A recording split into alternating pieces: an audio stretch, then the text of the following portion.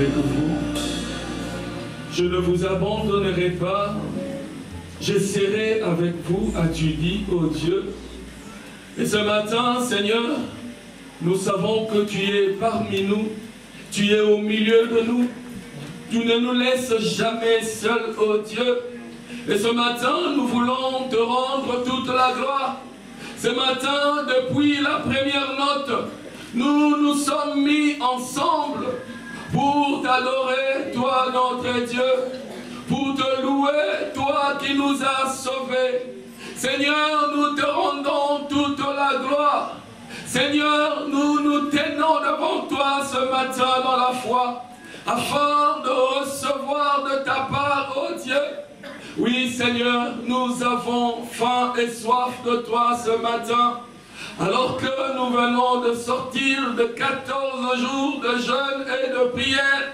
Seigneur, ce matin, par notre présence, nous voulons encore signifier ce besoin, cette envie, cette soif que nous avons encore de toi. Tu as dit, Seigneur, venez, vous tous qui avez faim et soif. Seigneur, puisses-tu ce matin nous rencontrer? Puisses-tu rencontrer mon frère? Puisses-tu rencontrer ma soeur? Alors que, Seigneur, nous venons dans ta présence, tu connais les défis, tu connais les requêtes, tu connais les échéances. Mais Seigneur, ce matin, nous, ensemble, nous voulons tourner nos regards vers toi. Parce que c'est de toi que nous vient le salut. C'est de toi que nous vient la réponse, ô Dieu. Voilà pourquoi nous te bénissons. Voilà pourquoi nous t'acclamons ce matin. Nous t'acclamons parce que tu es là.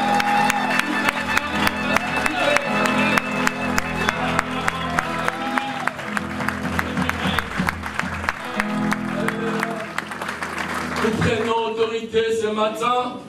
Nous prenons autorité face aux puissances de l'air, aux puissances des ténèbres, aux puissances de l'enfer, que nous voulons paralyser ce matin dans le nom de Jésus. Nous proclamons le règne de Christ en ces lieux.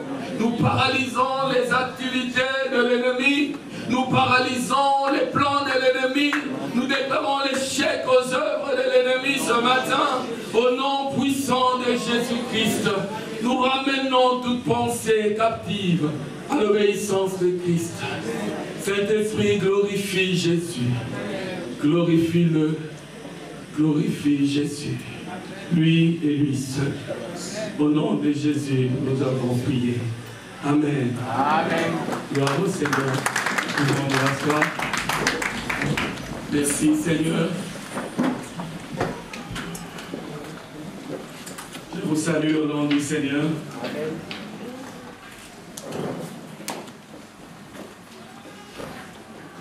J'ai envie de vous souhaiter mes vœux les meilleurs. Pour 2020. Amen. 2020. 2020, c'est l'année des défis. 2020, c'est l'année des exploits. C'est une année qui sera déterminante. Une nouvelle décennie qui s'ouvre, qui sera déterminante. Déterminante pour plusieurs raisons. Pour nous qui saluons déjà au loin la cinquantaine, nous avons encore 10 ans. Pour toi qui es dans la vingtaine, tu as encore 10 ans. Cette décennie va être très difficile et très glorieuse, très puissante. Alors il faut se préparer. Il faut s'équiper, laisser Dieu nous équiper pour cette décennie qui s'ouvre à nous. Cette décennie qui se présente, les parents, priez pour vos enfants. Priez pour vos jeunes. Priez pour vos enfants. Parlez-leur, veillez à ce qu'ils soient assis dans le Seigneur. Parce que les défis qui vont arriver, le vent va fort souffler. Et ceux qui seront assis dans le Seigneur, ils tiendront. Alléluia. C'est aussi une décennie où le Saint-Esprit va agir d'une manière extraordinaire. Et j'ai prié le Seigneur que nous soyons encore là pour voir ces choses. Amen. Amen. Du reste, moi, Dieu m'a dit, je vivrai longtemps. Alléluia. Amen. Gloire au Seigneur. Ce matin, bien-aimés, je voudrais attirer votre attention et je voudrais vraiment solliciter votre attention. Parce que je veux dire deux choses qui sont très importantes. Très capitales et très importantes. C'est souvent des choses que nous avons abordées dans nos églises, mais qui souvent ont été et sont restées un peu confuses.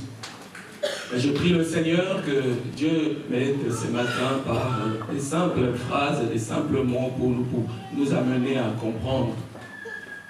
Quelqu'un m'a dit l'intelligence, c'est pouvoir expliquer les choses compliquées avec des mots simples. Amen. Et ce matin, je voudrais que nous puissions parler, en tout cas je voudrais vous parler de la foi du salut et le don de la foi. La foi du salut et le don de la foi. Ces derniers temps, je suis resté sur les dons du Saint-Esprit. Pendant 2-4 mois comme ça, le Seigneur m'a gardé sur les dons du Saint-Esprit. J'ai commencé à étudier cela, à prier pour cela. J'ai commencé à expérimenter cela, à vivre cela. Et c'est cette dimension à laquelle Dieu appelle chacun d'entre nous. Ce matin, je sens l'onction de Papa Adam, qui n'écrit pas, qui parle calmement. Et pour cela, nous allons lire dans 1 Corinthiens, partie du chapitre 12, oui. À partir du premier verset, il est dit, pour ce qui concerne les dons spirituels, je ne veux pas, frères, que vous soyez dans l'ignorance. C'est un chapitre que j'ai souvent lu et je reviens souvent sur cela. Et ce premier verset est très important. Je reprends ce verset qui dit, pour ce qui concerne les dons spirituels, je ne veux pas, frères, que vous soyez dans l'ignorance. L'apôtre est en train de relever l'ignorance qui peut nous caractériser en ce qui concerne les dons du Saint-Esprit. Et son désir est que nous ne puissions pas être dans l'ignorance. Vous savez, l'ignorance nous conduit à la perdition. L'ignorance, même quand nous avons le droit, mais si nous les ignorons et qu'il n'y a personne pour nous les rappeler, nous passons à côté de beaucoup d'avantages. Et d'ailleurs, du reste, le Seigneur dit, mon peuple périt par faute de connaissances. Donc il est important que nous puissions nous arrêter sur les dons du Saint-Esprit. Bien-aimés, posez-vous une question. Pourquoi est-ce que Jésus, la veille de son départ, de son retour vers le Père, il dit aux disciples, restez en Jérusalem jusqu'à ce que le Saint-Esprit viendra? Pourquoi est-ce que Jésus leur dit cela? Parce qu'il savait que ça allait être très difficile et très compliqué. Si les disciples ne recevaient pas le Saint-Esprit et qu'ils ne se laissaient pas conduire par le Saint-Esprit. Sans le Saint-Esprit, nous ne parlons pas de la vie chrétienne. Ça n'existe pas, ça n'a pas de sens. Sans l'Esprit de Dieu, la vie chrétienne n'a pas de raison d'être, elle n'a aucun sens. Sans la vie de l'Esprit, nous ne pouvons pas parler de Dieu. Nous pouvons en parler, mais ça sera de la lettre morte. Parce que la Bible dit c'est l'Esprit qui vivifie. Voilà pourquoi je voudrais, d'ailleurs l'ancien Adam avait souligné lors de sa dernière intervention ici, qu'il était important que nous puissions avoir un regard spirituel sur la vie. C'est dommage que tu puisses traverser le temps que Dieu t'a donné sur terre en analysant tout comme chaque personne, les communs du mortel, j'ai envie de dire, analyse la vie. C'est pas possible. Il faut que de l'homme spirituel que tu es, que tu puisses juger la vie sur le plan spirituel, analyser la vie sur le plan spirituel.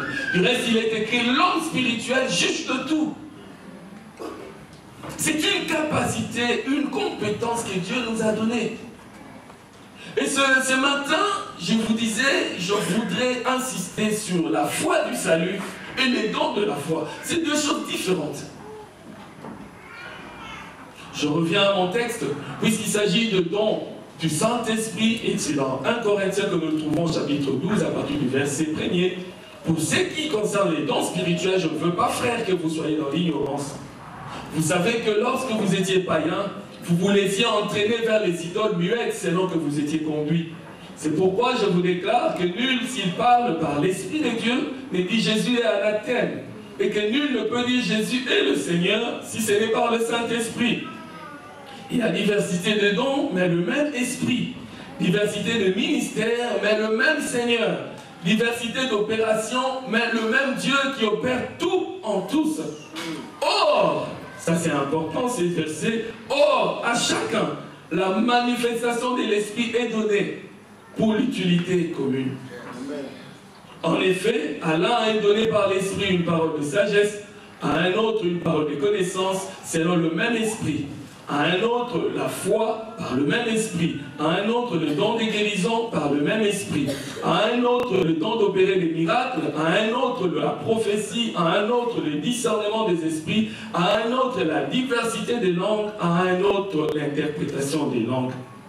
Et le verset 11, un seul et même esprit opère toutes ces choses, les distribuant à chacun en particulier comme il le veut. Amen. Amen. Amen.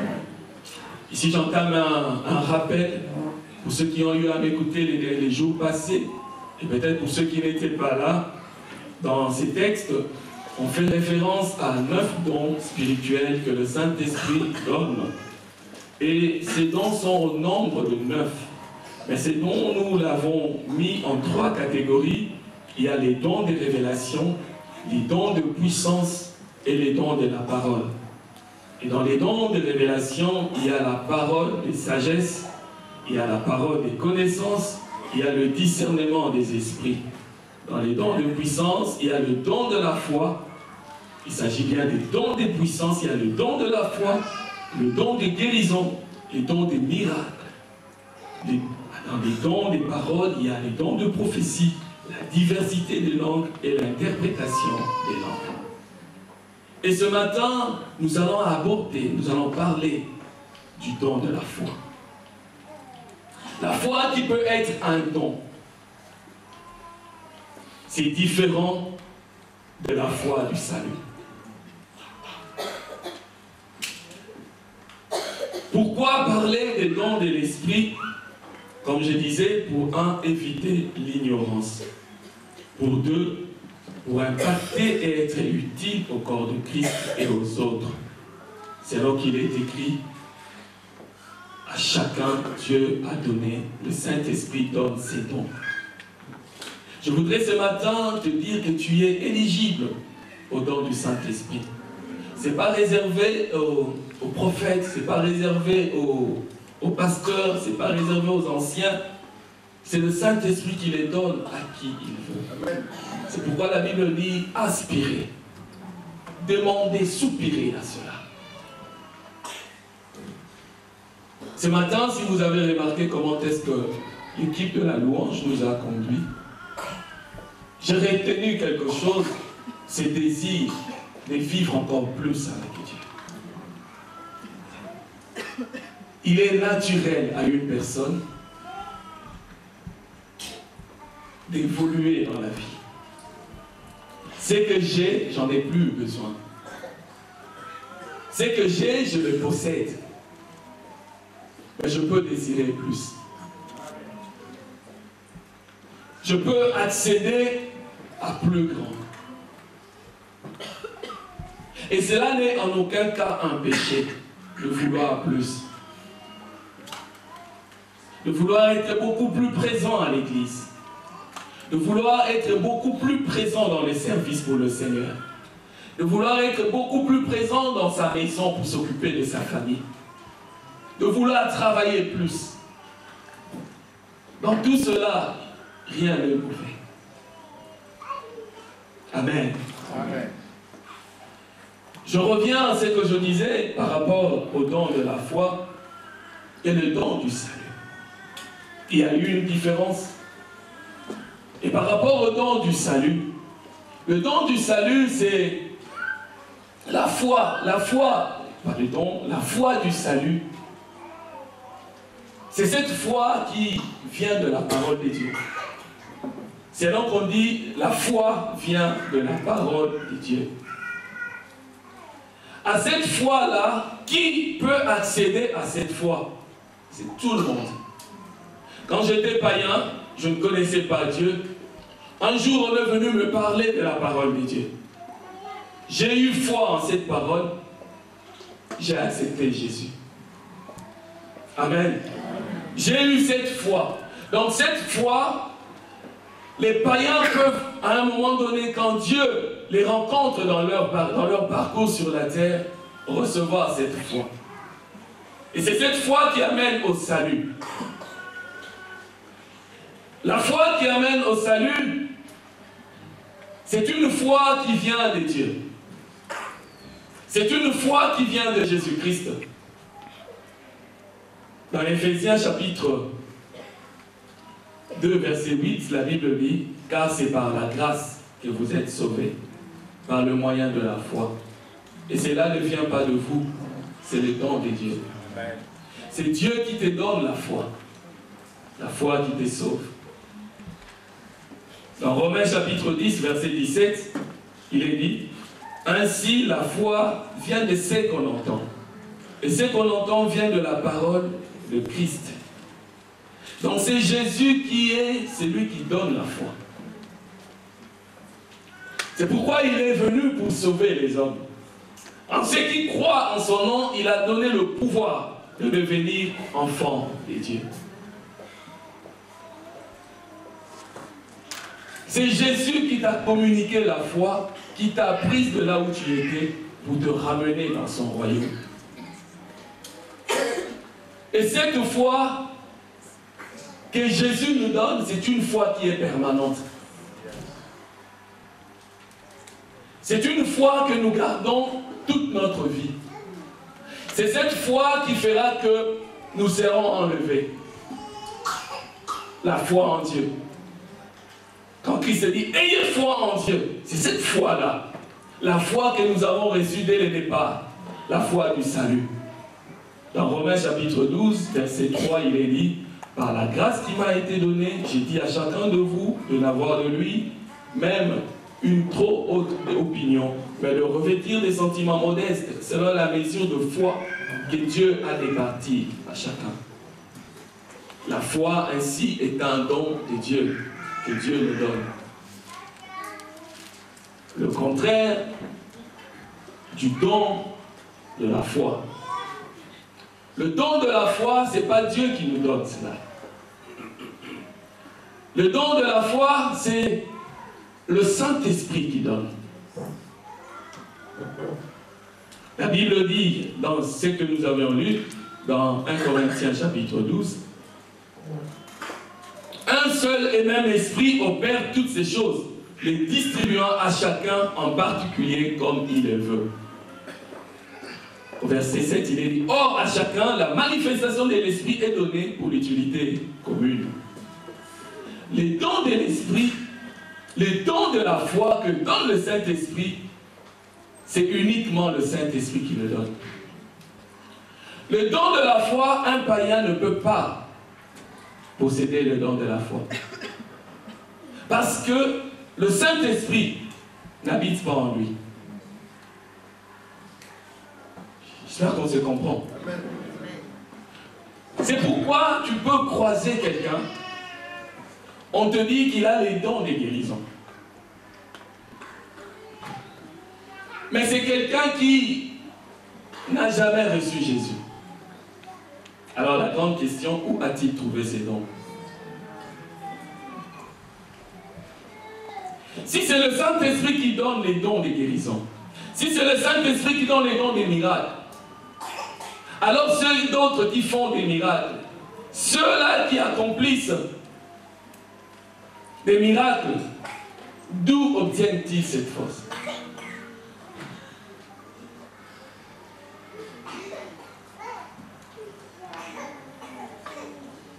Le don de la foi,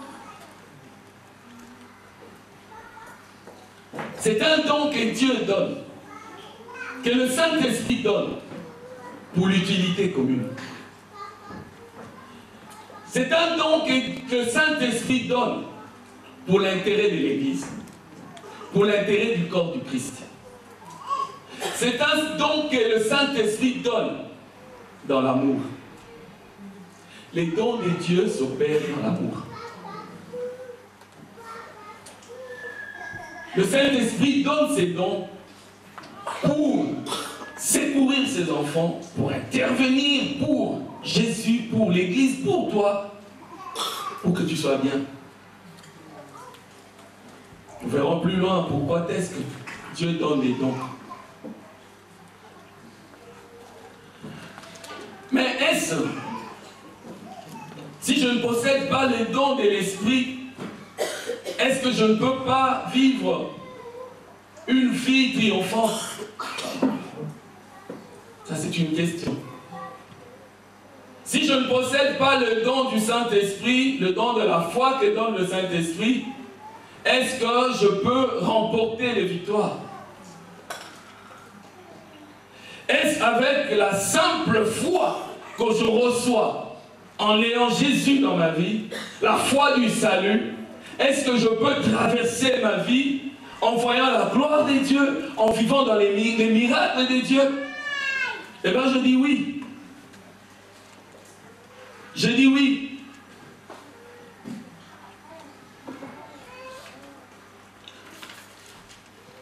Dans Romains chapitre 11, verset 22, Jésus prit la parole et leur dit: ayez foi en Dieu. Je vous le dis en vérité, si quelqu'un dit à cette montagne, ôte-toi de là et jette-toi dans la mer, s'il ne doute point en son cœur, mais croit que ce qu'il dit arrive, il le verra s'accomplir. Je suis en train de parler de la foi qui vient de la parole de Dieu, la foi qui vient du salut, la foi que lui donne. Rien qu'avec la foi, je ne dirais même pas rien qu'avec la foi, mais avec la foi que j'ai reçue en devenant enfant de Dieu, je peux vivre des choses extraordinaires. Il dira à cette montagne, déplace-toi de là. Et la montagne se déplacera. Pas avec les dons de la foi que le Saint-Esprit donne, avec simplement la foi que j'ai en Jésus-Christ. Donc je ne suis pas moindre chrétien parce que je n'ai pas les dons du Saint-Esprit. Je ne suis pas moindre chrétien parce que je n'ai pas les dons de la foi que donne le Saint-Esprit. Je ne sais pas si je me fais comprendre.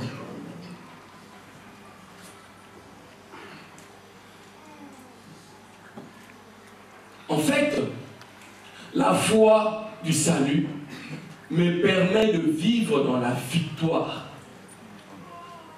Mais les dons de la foi m'est donné pour entrer dans un surnaturel puissant pour aider les autres. Amen. Le don du Saint-Esprit, le don de la foi que donne le Saint-Esprit, c'est un don ponctuel. À un moment donné, quand tes cinq sens te disent que cette situation est impossible, j'ai la foi en Dieu, mais mes cinq sens me disent que non, là, c'est impossible. Nous allons prendre quelques exemples.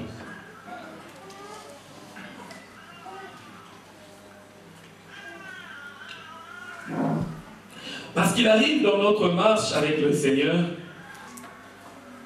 quoique ayant foi en Dieu, j'ai devant moi des situations, quand je regarde, je me dis, ouf, allez me chercher le prophète qui a accompli des miracles. Parce que ici, ce n'est pas de mon niveau. J'ai foi en Dieu. J'ai foi en Dieu. Mais pourquoi est-ce qu'avec cette foi, je ne ressuscite pas les morts? Ce n'est pas avec cette foi qu'on ressuscite les morts.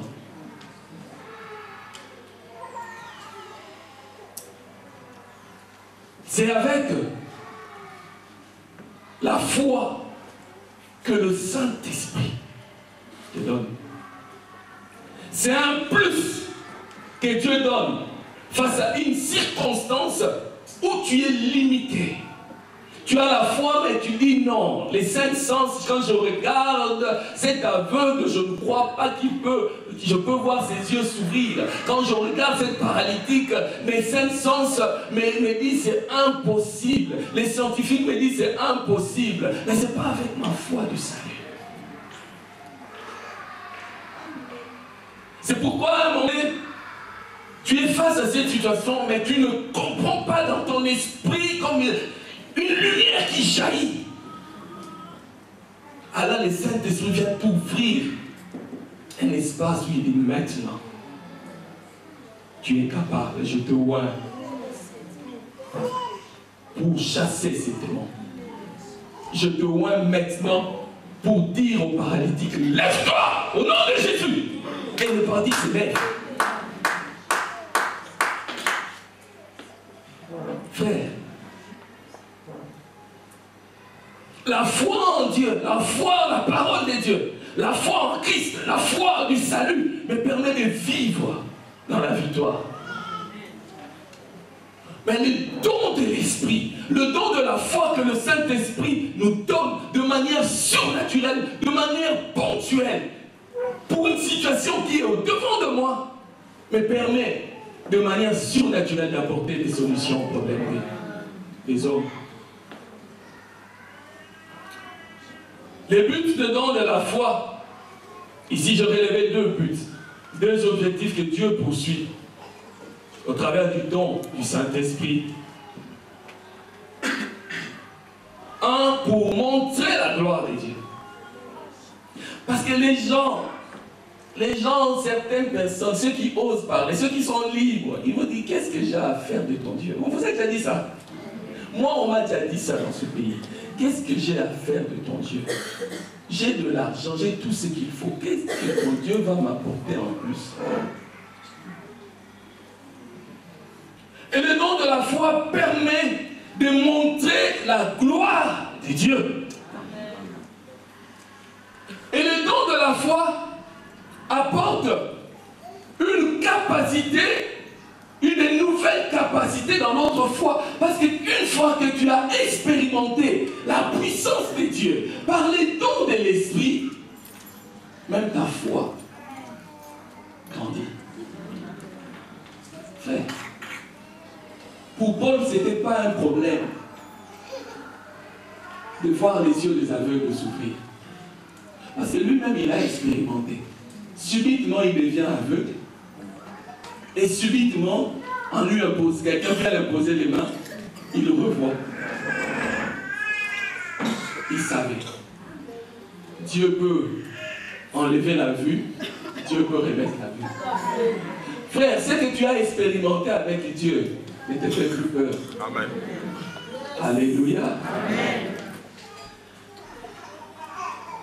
Dans Daniel chapitre 6, vous allez peut-être lire à partir du début, mais ici nous lisons à partir du verset 13. La Bible dit, ils prirent à nouveau la parole et dirent au roi, Daniel, l'un des captifs de Juda, n'a tenu aucun compte de toi, ô roi, ni de la défense que tu as écrite. Et il fait sa prière 3 fois le jour. C'est-à-dire qu'on est allé dire au roi qu'il faudrait qu'il promulgue une loi qui interdit aux gens de louer un autre Dieu, d'adorer un autre Dieu. Alors Daniel a continué à adorer son Dieu. Alors on est parti accuser Daniel chez le roi. Pourquoi? Parce que ne pas respecter, ne pas obéir à la loi que le roi avait promulguée était susceptible d'une peine capitale. Alors ils sont allés accuser Daniel, donc dans le verset 13, ils prirent de nouveau la parole et dirent au roi, Daniel, l'un des captifs de Juda, n'a tenu aucun compte de toi, ô roi, ni de la défense que tu as écrite, et il fait sa prière 3 fois le jour. Le roi fut très affligé quand il entendit cela, il prit à cœur de délivrer Daniel, et jusqu'au coucher du soleil, il s'efforça de le sauver, parce que le roi aimait Daniel. Mais ces hommes insistèrent auprès du roi et lui dirent, sache au roi que la loi des Mèdes et des Perses exige que toute défense ou tout décret confirmé par le roi soit irrévocable. Alors le roi donna l'ordre qu'on amena Daniel et qu'on le jeta dans la fosse au lion. Le roi prit la parole et dit à Daniel, Daniel, puisse ton Dieu que tu sers avec persévérance t'est délivré. On apporta une pierre, on l'a mis sur l'ouverture de la fosse. Le roi scella de son anneau et de l'anneau de ses grands afin que rien ne fût changé à l'égard de Daniel. Le roi s'est rendu ensuite dans son palais, il passa la nuit à jeun et il ne fit point venir des concubines auprès de lui et il ne put se livrer au sommeil. Le roi se leva au point du jour avec l'aurore et il alla précipitamment à la fosse aux lions. En s'approchant de la fosse, il appela Daniel d'une voix triste. Le roi prit la parole et dit à Daniel, Daniel, serviteur du Dieu vivant, ton Dieu que tu sers avec persévérance, a-t-il pu te délivrer des lions? Et là, il entend une voix. Et Daniel dit au roi, roi, vis éternellement, mon Dieu a envoyé son ange et fermé la gueule des lions, qui ne m'ont fait aucun mal, parce que j'ai été trouvé innocent devant lui et devant toi non plus, ô roi. Je n'ai rien fait de mauvais. Alors le roi fut très joyeux et il ordonna qu'on fît sortir Daniel de la fosse. Daniel fut retiré de la fosse et on ne trouva sur lui aucune blessure parce qu'il avait eu confiance en son Dieu. Le roi ordonna que ces hommes qui avaient accusé Daniel fussent amenés et jetés dans la fosse aux lions, eux, leurs enfants et leurs femmes. Et avant qu'ils fussent parvenus au sol au fond de la fosse, les lions les saisirent et brisèrent tous leurs os. Après cela, le roi Darius écrivit à tous les peuples, à toutes les nations, aux hommes de toutes langues qui habitent sur toute la terre, que la paix vous soit donnée avec abondance. J'ordonne que dans toute l'étendue de mon royaume, on ait de la crainte et de la frayeur pour le Dieu de Daniel. Car il est Dieu, il est le Dieu vivant et il subsiste éternellement. Son royaume ne sera jamais détruit et sa domination durera jusqu'à la fin. C'est lui qui délivre et qui sauve, qui opère des signes et des prodiges dans les cieux et sur la terre. C'est lui qui a délivré Daniel de la puissance des lions. Frère, comment peux-tu expliquer des lions affamés au fond d'un puits et on te prend, on te jette dans ce puits-là et on ferme le puits. Et ces lions-là ne te font rien du tout. Eh bien, frères et sœurs, ça c'est une foi particulière. Daniel, on lui parlait de Dieu, il avait foi en Dieu, venant de la parole. Il avait foi en l'Éternel. Mais en ce moment-là, face à cette situation, on prit Daniel, on le jeta dans la fosse. Il avait foi que mon Dieu va me protéger. Et c'est-à-dire que c'est à un moment donné, il sentit une puissance venir, une conviction naître dans son cœur, une conviction le saisir. Le problème, c'est que nous nous écoutons pas intérieurement. Quand Dieu, par sa petite voix, vient te convaincre pour te dire que là, c'est pas impossible, je serai avec toi. Mais toi, tu n'écoutes pas, tu regardes aux circonstances, tu regardes ce qu'il y a tout autour de toi. Est-ce que tu peux m'expliquer comment des lions affamés ne peuvent pas manger quelqu'un qu'on a jeté dans la fosse aux lions? Comment peux-tu m'expliquer ça? Amen. Comment peux-tu m'expliquer? 3 personnes, Shadrach, Meshach, Abednego, on chauffa la fournaise, on les prit, on les jeta dans la fournaise, mais ils ne furent pas brûlés. La Bible dit, le roi en train de regarder, et là le roi s'aperçoit, ils ne sont plus à 3, c'est 4. Il dit, n'êtes-on pas mis 3 personnes? Mais comment ça se fait qu'il y a un 4e qui ressemble, qui a le visage du Fils de Dieu? C'est cela. La foi qui vient du don de l'Esprit. Amen. Qui vient à un moment donné pour montrer la gloire de Dieu. Parce qu'au travers de ces 2 exemples, après ces 2 exemples, il fallait écouter le récit du roi. Le roi a élevé l'Éternel. Le roi a promulgué des lois pour qu'on adore l'Éternel. Dieu manifeste cela pour sa gloire, frère. Amen. Pour la gloire de Dieu. Pour la gloire de Dieu. C'est pourquoi il est plus que temps que tu accordes la place au Saint-Esprit. Il est plus que temps. Je sais que ce n'est pas tout le monde qui désirent cela. En venant à l'église, d'autres viennent pour calmer leur conscience. D'autres viennent à l'église parce que je suis sauvé, je dois veiller sur mon salut. Mais il y en a d'autres qui disent que non, je dois quand même compter. Ma vie doit quand même compter. Ce que je vis dans ma famille, je ne peux pas expliquer cela. Comment est-ce qu'il peut y avoir tant de décès dans ma famille? Comment il peut y avoir tant de misère dans ma famille? Comment il peut y avoir tant de désolation dans la communauté? Je ne sais pas qu'est-ce qui se passe, mais il me faut que je découvre plus. Il faut que je cherche plus. Il faut que je désire plus. C'est pourquoi, frère, il est prêt à sacrifier sa vie sur l'autel. Mais c'est pas tout le monde qui sacrifie sa vie sur l'autel. Il y en a qui ont compris. Ils ont dit non, ma vie doit compter. Et je dois payer le prix, je dois en payer. Je dois sacrifier ma vie. Parce qu'ici, il s'agit du Saint-Esprit. Le Saint-Esprit. Le Saint-Esprit. Pas aucune graine de péché en lui. Du Saint-Esprit. Le Saint-Esprit. Le Saint-Esprit. Si nous pouvons définir la sainteté, il n'y a pas de péché en lui. Il est saint. C'est le Saint-Esprit. C'est le Saint-Esprit qui peut faire que Dieu puisse t'utiliser. Amen. C'est le Saint-Esprit. Le don de la foi, ce n'est pas un don permanent. Ce frère-là, lui, quand il parle, non, ce n'est pas permanent. C'est le don du Saint-Esprit. Il vient, il agit, il accomplit ce qu'il va accomplir et il retire cela. C'est pourquoi, frère, je ne deviens pas un expert pour prier, pour que les paralytiques marchent tout le temps. C'est quand Dieu me convainc, je me lève, je prie. Amen. Je n'en deviens pas un expert.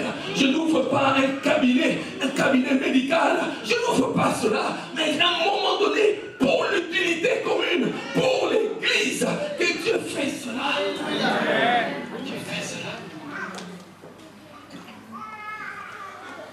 Il fut un temps, nous avions reçu la sœur de mon épouse à la maison. Et là, j'ai vécu une situation difficile. Parce qu'elle avait le cancer du sang. Elle perdait du sang tout le temps. Elle était malade. On lui a dit non, non, non, non, retourne aux États-Unis. Parce qu'ici, nous risquons de te perdre. Parce que tu n'as pas cette couverture santé ici. Retourne chez toi aux États-Unis. Mais Dieu l'avait amenée chez nous pour que nous puissions prier avec elle. Nous avons prié avec elle. Et là, elle a repris son avion. Elle est retournée aux États-Unis. Elle a subi une opération. On a enlevé la moelle. C'est ça, on a enlevé quoi? C'est ça. Comment? Tu peux parler. On lui a fait une greffe de la moelle. On lui a fait une greffe de la moelle. Et là, ça ne marchait pas. Ça ne marchait pas. Et Dieu nous a convaincus. On a payé le ticket, nous sommes allés. Au lieu d'aller passer les vacances, nous sommes allés dans sa maison. Elle était comme un légume. Elle savait rien faire. Et nous avons dit, nous allons prier avec toi. Nous allons prier avec toi. Et nous avons commencé à prier, à prier, à prier. Et à un moment donné, le ciel s'est ouvert pour nous. Nous avons senti une conviction nous animer, une conviction nous habiter. Alors je lui ai dit, tu ne mourras pas. Dieu va se glorifier dans ta vie. Nous avons commencé à prier, à prier, à prier, à prier. Et là, il se sentait de plus en plus mal. Elle se sentait de plus en plus mal. Son système immunitaire était tellement faible. On l'a amené à l'hôpital. On lui a mis des fièvres, tout et tout. On est allé encore l'examiner. Et là, ils se sont rendus compte que la moelle commençait à prendre.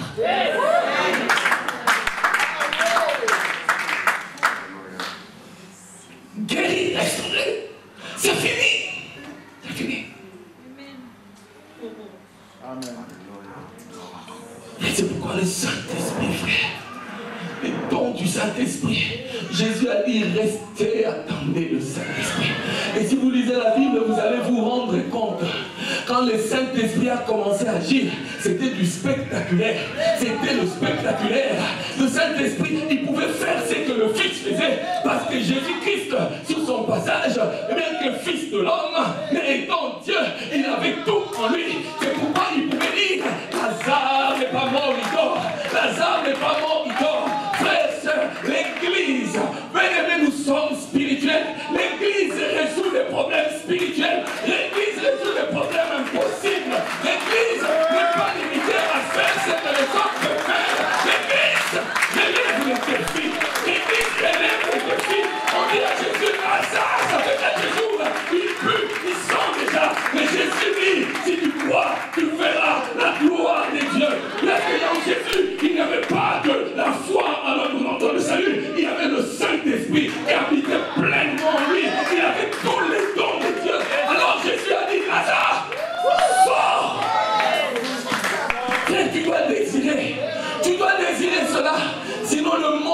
te détruire. Le monde va abuser de toi. Le monde, tu vas voir ta famille, les gens en train de mourir chaque année. Mais il faudrait que quelqu'un se lève, quelqu'un qui connaît Dieu pour arrêter cela.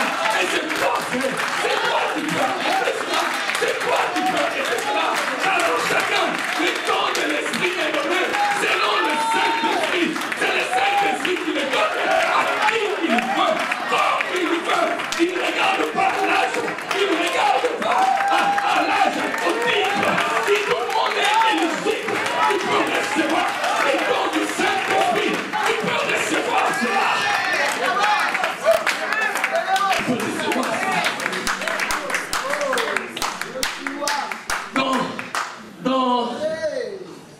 Dans un roi, la Bible parle d'Élie. Dieu dit à Élie, j'ai ordonné au corbeau de te nourrir. Frère, explique-moi, comment un corbeau peut nourrir un homme? Un corbeau peut prendre la viande et du pain, mais lui-même il s'est nourri de ça. Mais pendant 3 mois, les corbeaux se sont relayés pour venir nourrir Élie.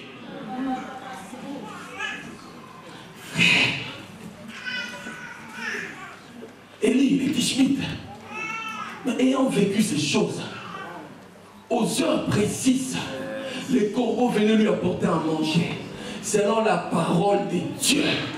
Comment pouvait-il encore douter? Tu doutes parce que ces choses, tu ne vis pas. Mais si un jour Dieu te permet de vivre ces choses, les gens vont te traiter d'orgueilleux. Les gens vont te dire, qu'est-ce que tu crois? Et je ne crois pas, j'ai vu, j'ai expérimenté ce que Dieu est capable de faire. C'est pourquoi tu vois Élie venir vers Akab. Élie vient à Akab, il dit, 3 ans et demi, il ne pleuvra pas. Si Seigneur ma parole, Élie, il dit 3 ans et demi, il n'a pas plu. Pourquoi? Parce que Élie avait vu ce que Dieu est capable de faire. Élie avait vu, oh bien-aimé, la mère de Jésus avait vu ce qui s'est passé. C'est qu'on lui a toujours dit pour concevoir, il fallait qu'un homme, que tu sois en relation avec un homme. Mais là, il a vu un jour, il ne comprenait peut-être pas, une lueur, je ne sais pas si c'était une lueur qui avait un cercle, je ne sais pas. Mais je ne sais pas, un jour, elle s'est retrouvée enceinte. Je ne sais pas, mais un jour, elle s'est retrouvée enceinte. Et là, elle réalisa que l'ange lui avait dit, l'ombre du Tout-Puissant découvrira et tu seras enceinte. Dieu fait ces choses pour sa gloire. Et nous devenons forts, indéboulonnables. Quand nous avons vu Dieu, frère, c'est aveugle, frère. Cet aveugle, Jésus l'a guéri. Les gens du Sanhédrin sont venus pour lui dire, rends gloire à Dieu. Dis-nous qu'est-ce qui s'est passé. Il a dit, s'il est démon, si c'est un démon, je ne sais pas. Si c'est un malfaiteur, je ne sais pas. Tout ce que je sais, je ne voyais pas. Mais maintenant, je vois.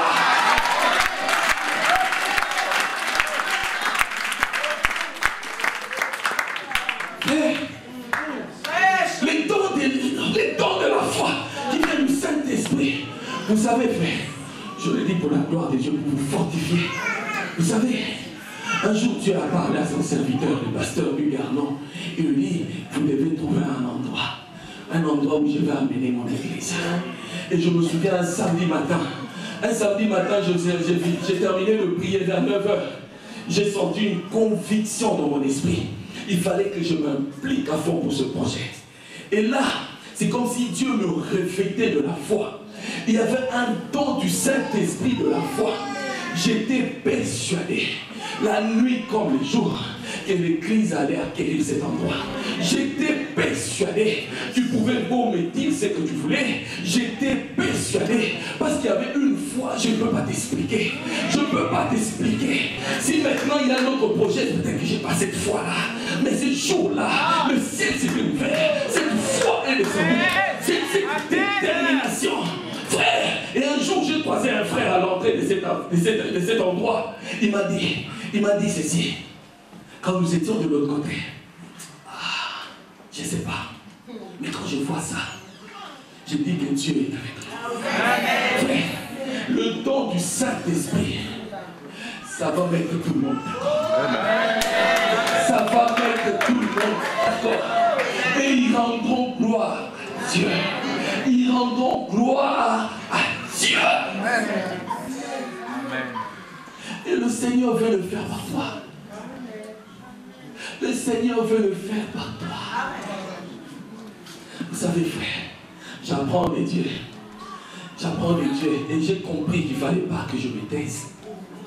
Quand je marche, je regarde ce qu'il y a tout autour de moi, mais je m'entends à l'intérieur.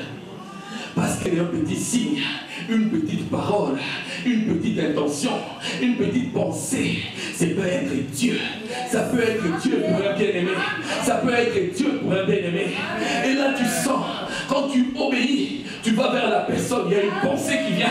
Comme maintenant, là, il y a une pensée qui vient pour cette sœur-là.